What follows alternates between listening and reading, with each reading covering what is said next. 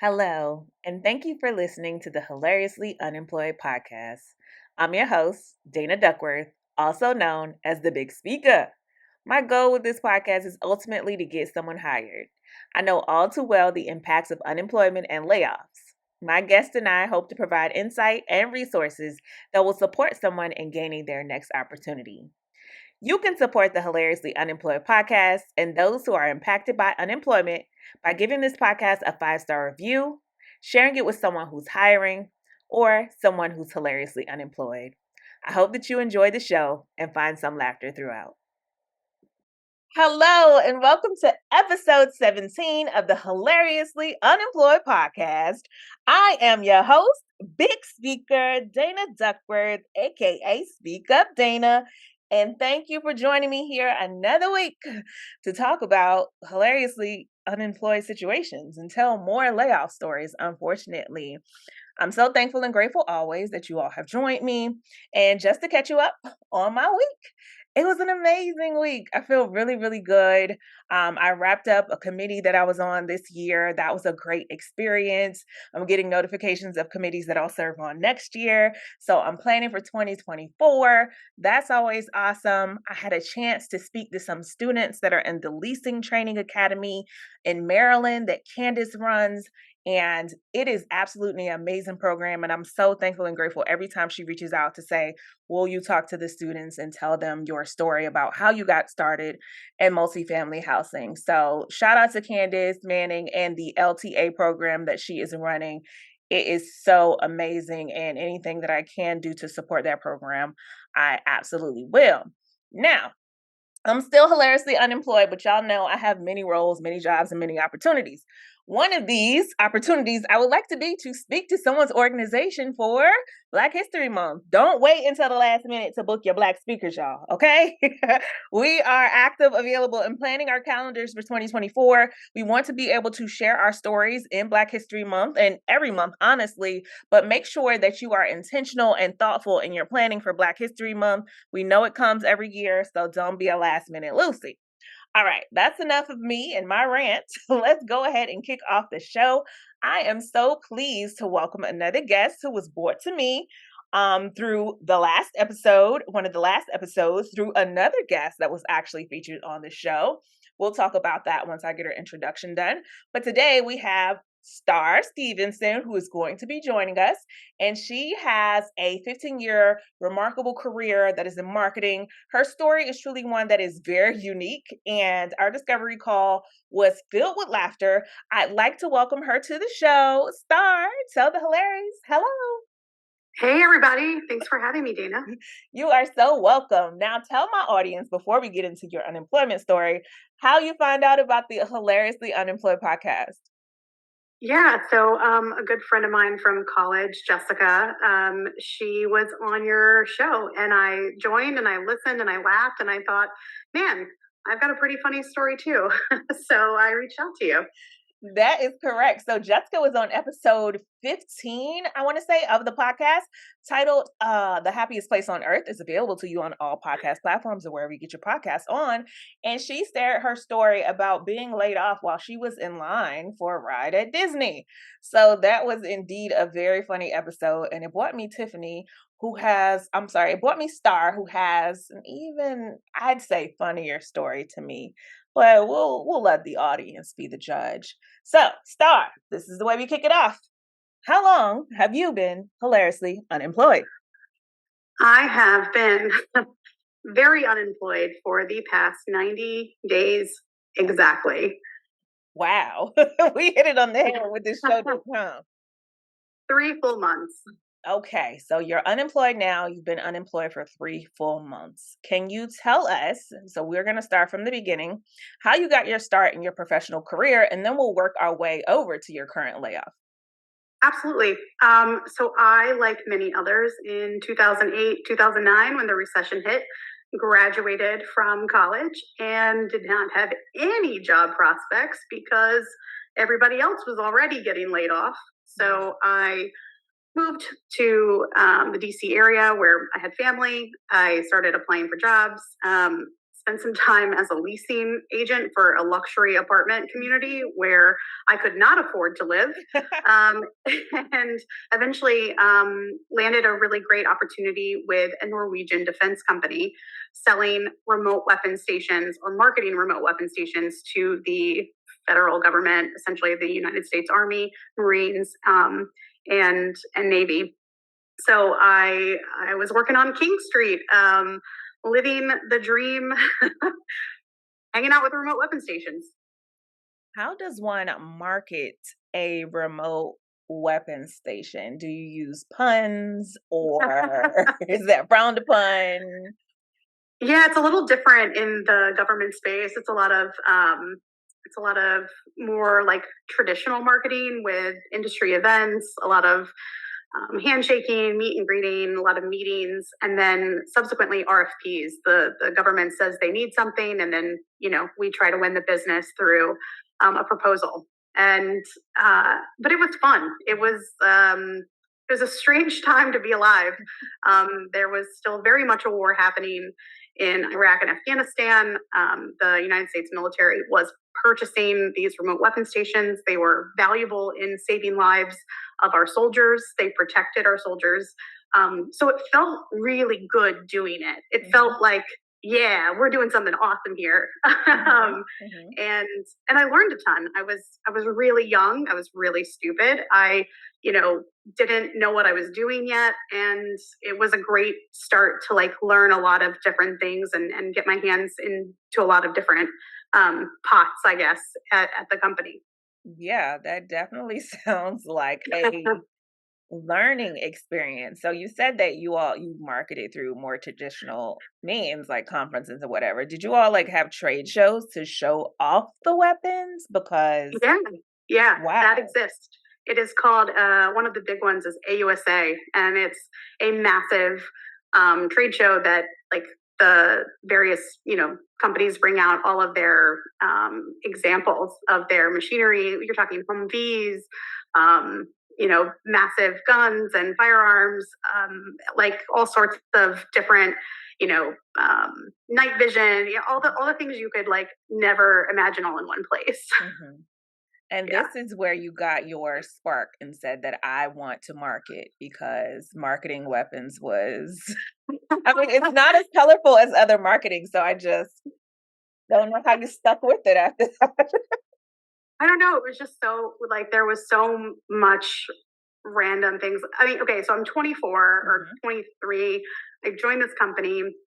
I have access to a phone, which I mean, y'all, back then I didn't even have anything but text messages on my cell phone. Suddenly I had an iPhone and I had internet, and I got to go to fancy dinners, and then I was, planning big user conferences, and like all of a sudden I had like all this access to spending corporate money. I guess that Mhm. sounds terrible, but it was like suddenly, I was just doing all these things, and I was meeting all these like important people, and I was talking to generals and going to the Norwegian embassy. And I mean, it was just rapid and fun. And I really loved it. And they were really good people. And, the irony is Norway, you kind of think of as like very,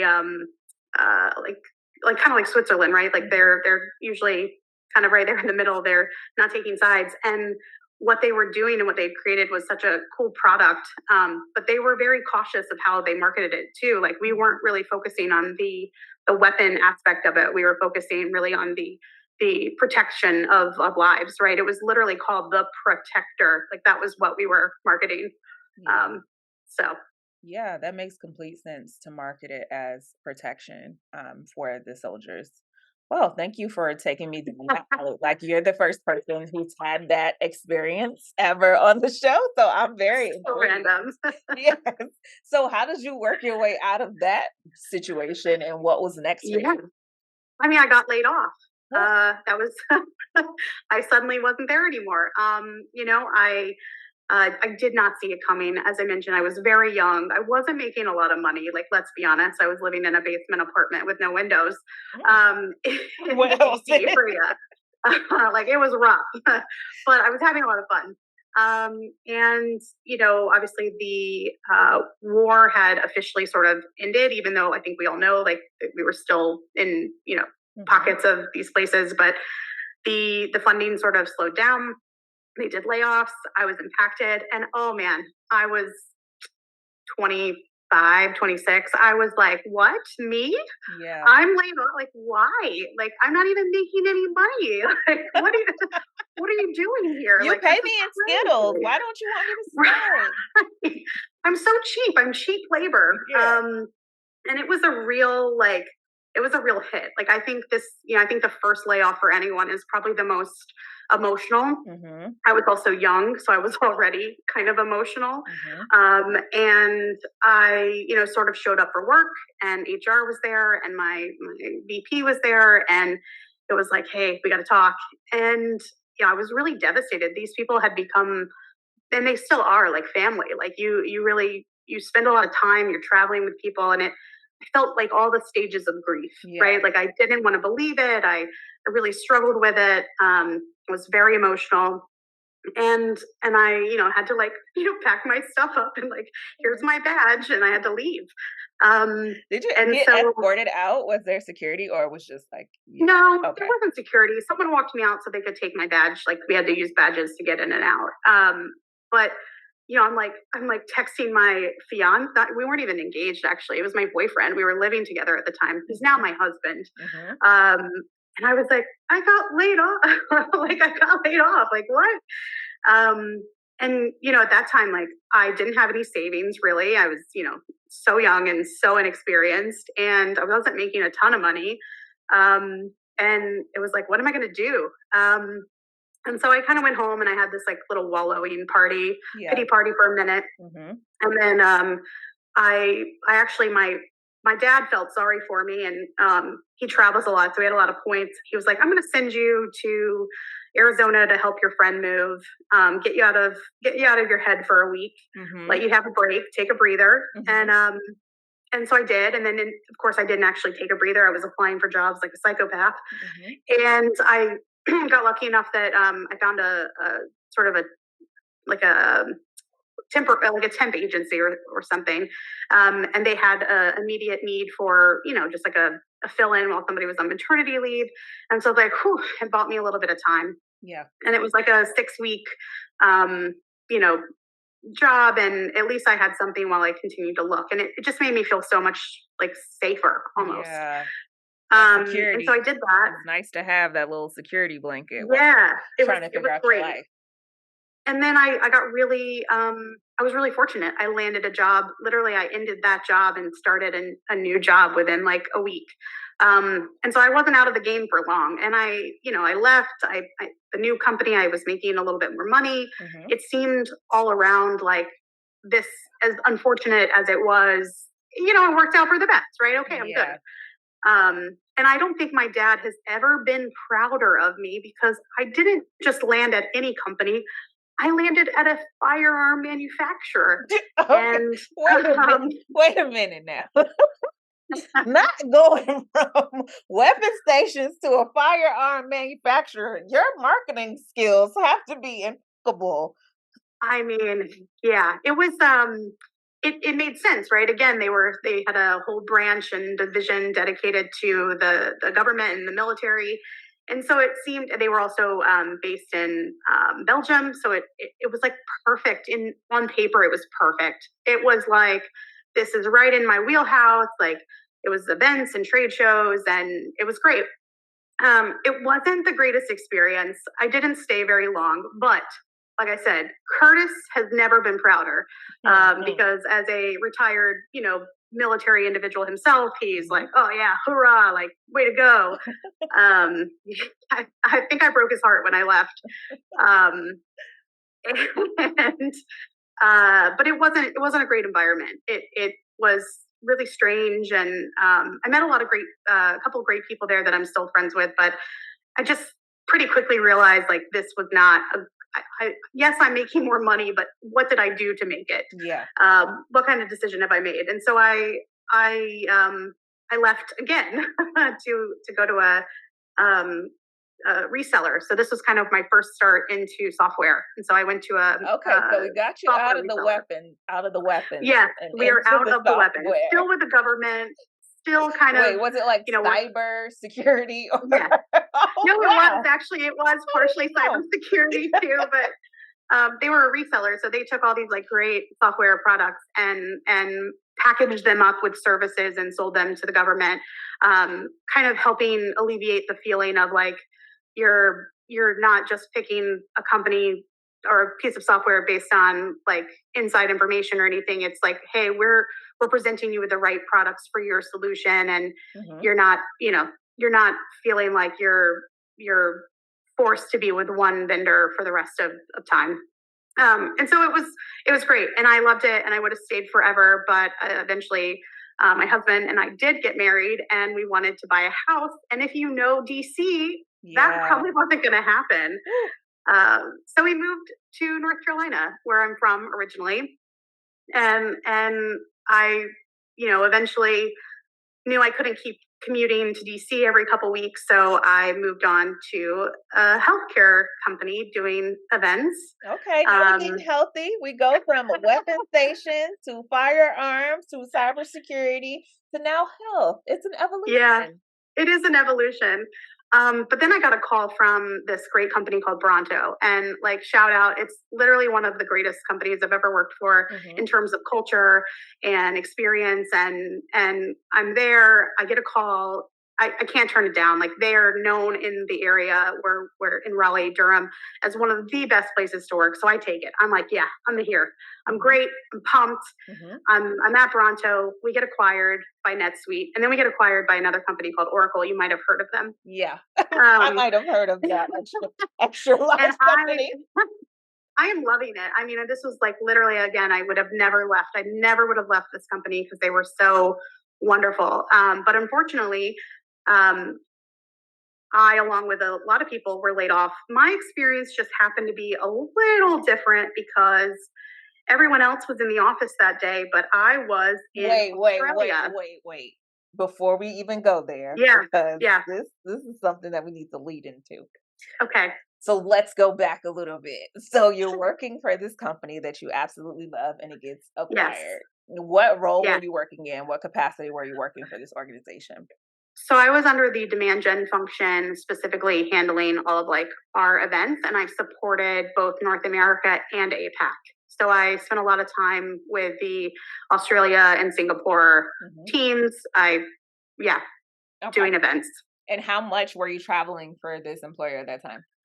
I traveled in the US probably once every month or Mhm. so. And then I had already at this point gotten the opportunity to travel to Australia for a big event that we were hosting a few months before, and I was then going on a second. I was on a second trip to Australia. Okay. So Yeah, when the company was acquired that you absolutely love, things changed. And I feel like acquisition just equals layoffs. This may not be true, but this has been in my experience. This has been it does. Yes. if your role is made redundant, as I learned from a former guest, Taz, then it is time for you to say goodbye. So if they already have a person who does what you do, you may not Yeah, continue to be there. So anytime I hear acquisition, it honestly makes me shudder and be like, oh God. it's hard, right? Because acquisitions happen in so many different ways. So in this case, initially we were very much still intact. Bronto operated as its own entity even before, when NetSuite had initially acquired us too. Same thing. And so there wasn't quite as much. Uh, there might have been some initial concern, but then by this point, it had been several months, maybe close to a year that we had been through this. So I think we were probably feeling a little good. Mhm. And we were traveling. There were no budget constraints. There was Mhm. no glaring reason to think that, or at least in my memory, I don't remember anything like glaring at me going, this might not work out long Yeah. term. Yeah. Um, and so, yeah, I was living the dream in Sydney and Melbourne, and I had been there for 3 weeks. Okay. Um, So doing Star goes to Australia for what was it, a conference? It was like multiple events, like back to back. And there was a trade show, is my understanding, Yes, right? So yes, you're in Australia for 3 weeks at this time, yeah. and walk me through what your week is like, what you're doing, and then take me there. Well, let me just tell you, if you haven't been to Australia, it's absolutely phenomenal, and I highly recommend it. Like I said, it was my second trip, so this was, I was at the end. Total time I'd spent was like 5 weeks, and it was incredible. My mom even came out because she was like, "Hey, free hotel room, I'm Oh, coming," yeah. and had spent a week with me in Sydney. And so I'm there. I'd been in Melbourne first for an event. I'd come back to Sydney for some things, and then was actually back in Melbourne for like the final event of the 3 weeks. And then I was planning to head home.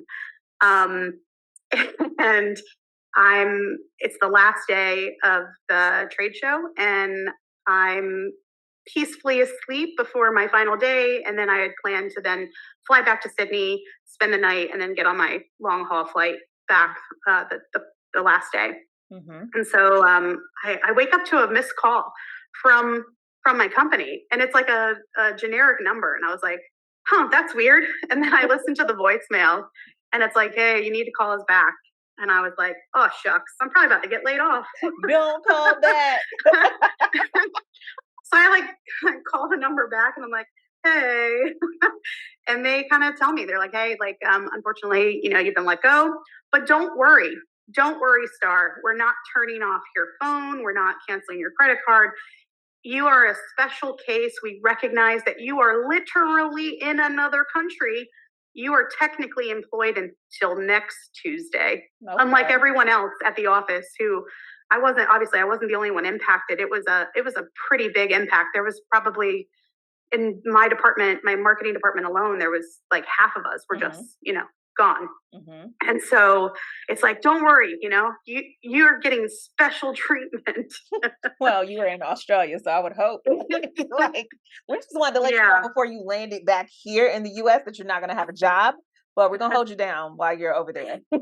yeah. And so I still had a whole day of a trade show, and I decided, okay, well, they're employing me until Tuesday.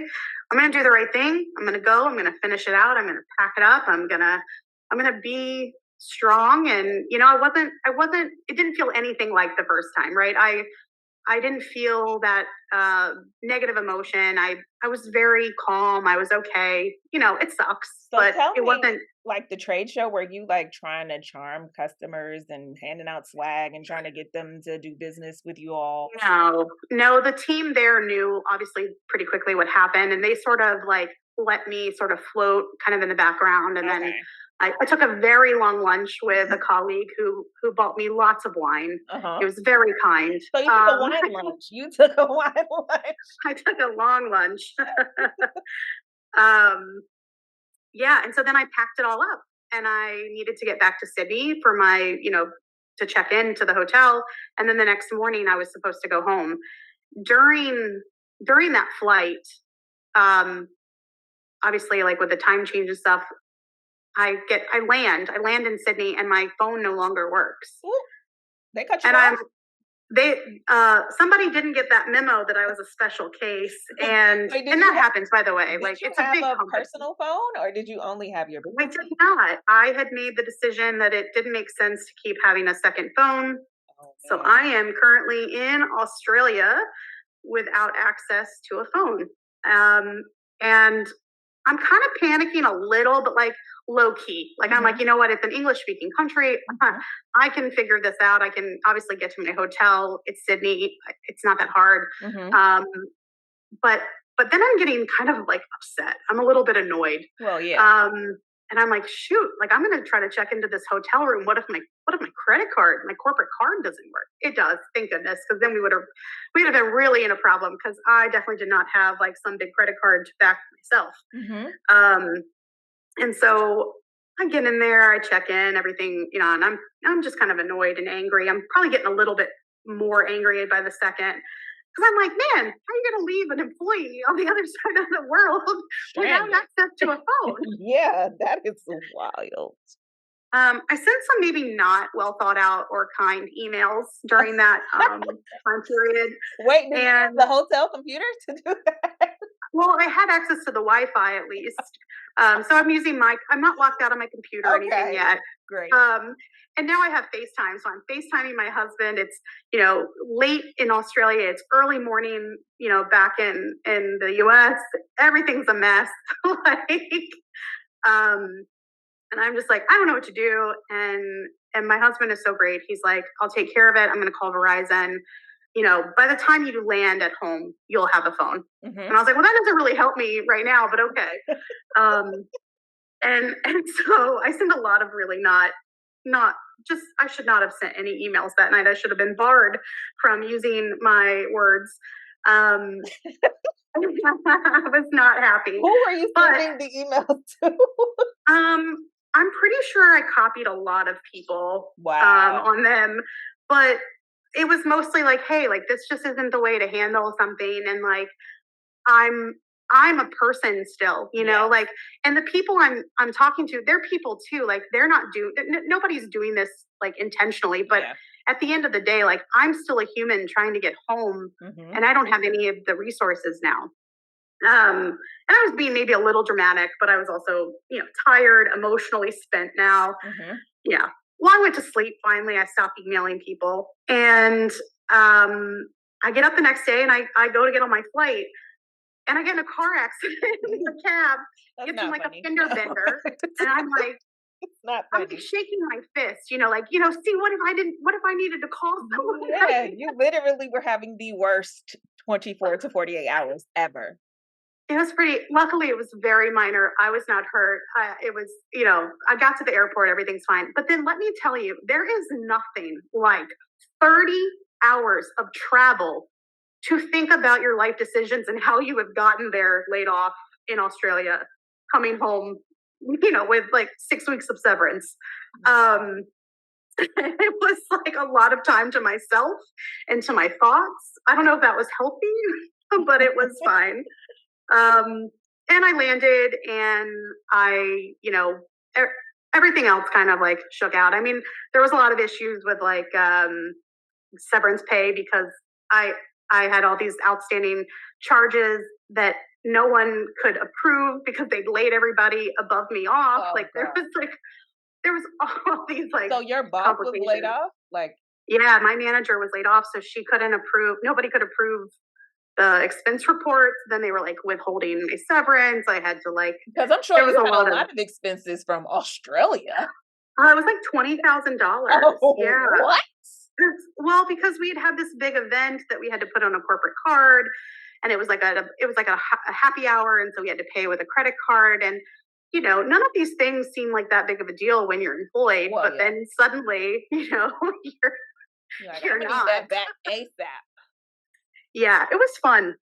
Looking back, it was, I mean, it's pretty funny the way it all like kind of went down. But again, though, I got really fortunate. I landed a job within 6 weeks. So it was scary and, tough and all that for the moment. But then it all kind of worked out. Yeah. So tell us about the new role, which I'm assuming is the most current role, which is no longer the role that you're in.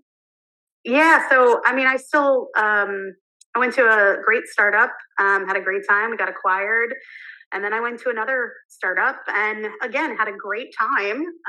But I think, as most of us know, like it's been a tough economy, and we're seeing a lot of layoffs. I'm calling it the season of layoffs. Child, when is the season gonna be over? Because I feel like this season has had so many episodes. I know. It's definitely tough, right? And so this time I think I was really prepared. I kind of saw it coming. I knew we were, having challenges. And again, every time you go through something like this, you're more and more capable of handling it. And I think at the end of the day, like I said earlier, everyone is a human. The person giving you the news on the other side of the phone, like they're a person. They're not having fun doing this. It's not like they're not bad people. Like it's just a disappointing business decision.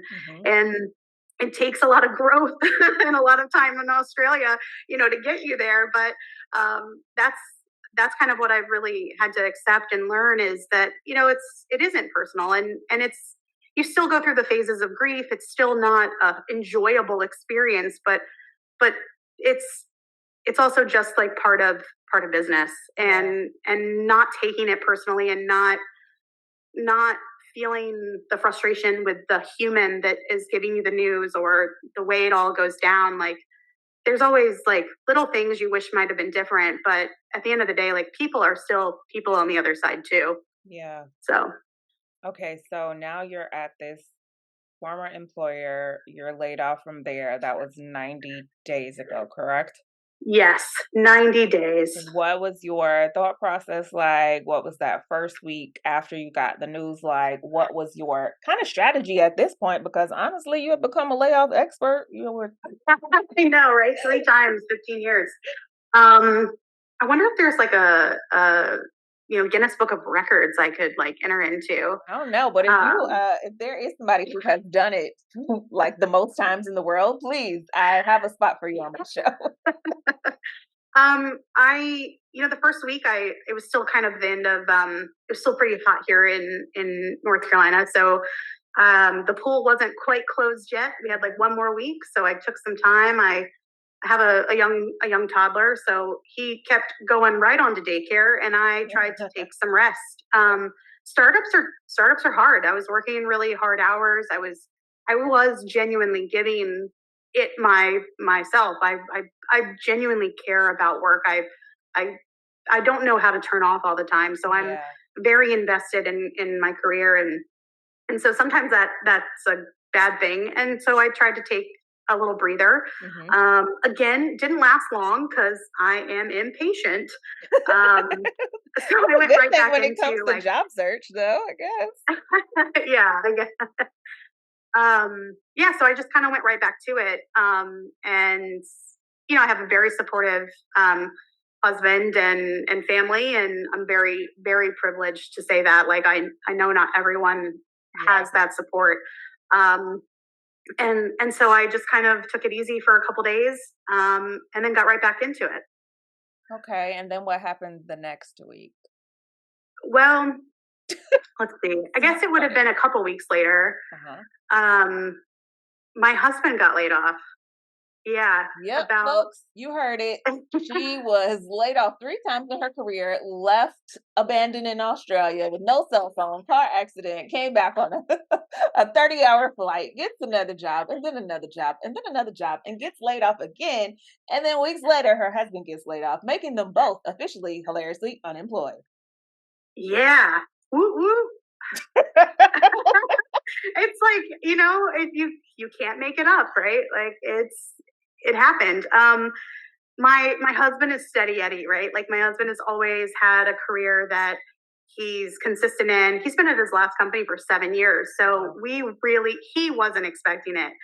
And I get to kind of help him. I've gotten the opportunity to help him navigate, because like I said, that first time when I was, am I back? You're back. Oh, that's so weird. I'm so sorry. Maybe my husband's fancy machinery. Hey, he has time to um, start that podcast now. I know, right? No better time than being hilariously unemployed to start a podcast. I don't know where you lost me at. I'm sorry. No, you were talking about your husband being kind of steady Eddie and always having a career that was pretty steady, and him having Yeah. been with that company for 7 years. Yeah. And so now he's kind of processing like that sort of experience, right? That I've had. Hmm. Um, and it's hard because I can't hold his hand through all of it, because I'm also still trying to, do it for myself. Yeah.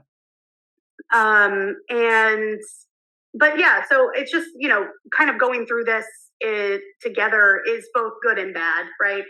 Hmm. More uncertainty. So What advice did you give him when he first got the news? Because I'm sure if he hasn't been through this, it was a little shocking for him. yeah, I think I really kind of just said, put on your big girl panties, because we don't have the luxury of time. Now, Star, this man has been with you through 3 layoffs. He's I know. your big girl panties. We ain't got time. Isn't that terrible? No, it's Women it do just not play. When your man loses a job, just know you got like 3 weeks to get it together. We are not playing with you. You better yeah. figure it out, find a hobby, find some way to make things happen. I know. He's such a great person too. So I'm totally hating on him right now. Um, I think because he's the calm, cool, collected one of us, Mhm. like he doesn't need that type of hand holding from me. He actually needs me to kind of be like the pusher, Okay. and I am happy to be the bulldog. Like put me in, coach. Like I'm good with that. But yeah, it has been its own like set of challenges. So what do y'all's days look like? Are you like setting aside hours to job search together? What are your strategies since both of you are kind of in this together now? Yeah. Let's see. Did I get lost again? No, we can hear you. Okay, sorry. Um, so most days we're both. He has an office upstairs. I'm downstairs, Mhm. and most days we're just in there, kind of applying, and he's keeping me updated on how his is going, and same. I'm like a salesperson right now. I have a pipeline. I'm tracking it all, right? Like I am full in. Yeah. Um, and he's kind of taking on some of those like advice, some of that advice too. He's trying to be more, you know, more, I guess, like put together with how he's keeping track of it all. Yeah. So both of you are currently hilariously unemployed. If there is an employer who's happens to be listening to my show right now, looking for someone with your level of marketing expertise, having come from weapons to cybersecurity and health, what would your what would you want an employer to know about you? What is your elevator pitch? I promise not to send any emails from Australia. No, Don't leave my girl in Australia. That's the only thing I can ask for her next employer. Don't do that, okay? no, I'm obviously I have 15 years of experience. I've been across industries, but really I focus mainly on that demand gen function, digital field partner marketing, and I have deep expertise there. But I'm also a jack of or Jane of all trades. In startup life, I've done a little bit of everything, and I think that can be really powerful because I really understand the full life cycle of marketing and how it all works together. And yeah, I'm just looking for a great group of people that can laugh with me or at me, either one, Mhm. um, and have a good time, doing the work. And what would your ideal next role be?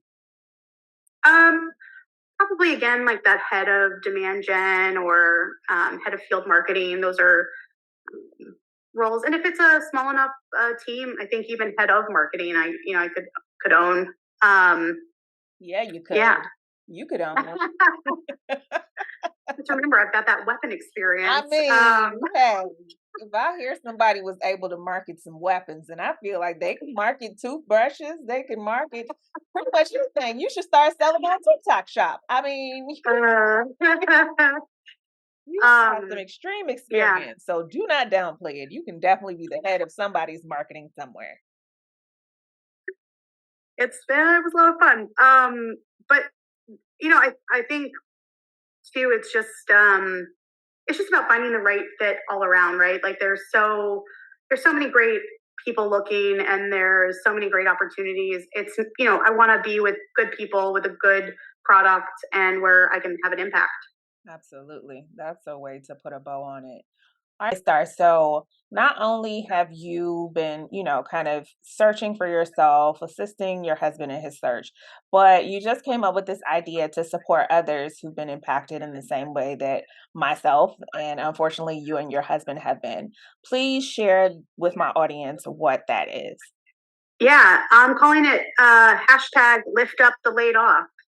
And really, the idea came from seeing so many people who have been impacted by layoffs, and it's been really difficult for them to find their next role. We're coming into the holiday season, which is already a tough season for a lot of people, but even made more so by not knowing where your next paycheck is coming from. Mhm. And I know a lot of them have children, and it's a tough time to not be able to, you're trying not to show that economic pain. And so the idea is really drop your Amazon wish list into a spreadsheet, and I've shared it on my LinkedIn. And then hopefully someone else that is kind of feeling a little more fortunate right now would buy one of those gifts for your kids, and just kind of a small, very small way to give back this season. I very much recognize there are big, big world things happening right now. This is just a drop in the bucket, but if it can help a family feel a little less stress this season, that'd be great. Yeah, and it's honestly it's not a drop in the bucket, Star, because sometimes people are not thought of, and sometimes something that you think is so small is so meaningful to someone else. I know throughout my layout process, what meant the most to me when I was, really in the thick of it was my friend as she would send me Dunkin' Donuts gift cards because I love to have a latte every single day. And like, no, she wasn't changing my life with the Dunkin' Donuts gift card, but she was keeping me motivated and keeping me in my routine and keeping my spirits up because she was funding my very expensive $8 latte habit. Now your girl's been working and I can afford my own now, unfortunately. But it doesn't change the sentiment and how grateful I was for just that small act, because it seemed small to her, but like it meant the most to me because I was able to just, hey, this is my routine. I go to the gym, I get my Dunkin' Donuts, I come home, I work. So that part of my routine was not lost just because my job was lost. But now I've got so many opportunities and a podcast. Anyone have any questions? Go ahead and raise your hand. Other than that, Star, what resources, what tips, what tricks, and what advice would you give to the audience of Hilarious, and to people who are impacted by layoffs, in between employers right now, and just trying to figure it out career wise? Yeah, two words: shamelessly network. It is so uncomfortable. I know it is. I know that it's so awkward. You see a job, you look at the company, you don't know anyone as a first connection on LinkedIn. Check those second connections and then reach out to those people and ask them for that introduction or referral. It is the most effective way I have found so far in getting conversations.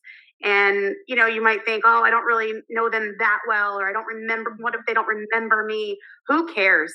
You can't get a no if you don't ask first. And I would say a lot of the conversations that I've had, even though they haven't worked out yet, a lot of them have been because I have asked for an introduction. And um, all those other applications I'm submitting, I'm not getting through, right? Because we're up against so much competition. So shamelessly network. Do not feel uncomfortable. Or if you do feel uncomfortable, do it anyway. Yeah, do it through the uncomfortability. I mean, honestly, when you are unemployed, you have to become a salesperson. You have to learn how to market yourself. You have to get out there if you want that next job. So don't be shy and don't be ashamed. We are breaking the stigma. Don't be embarrassed. You don't got no job, me neither. Okay. Tell everybody because somebody might be holding on to that next position.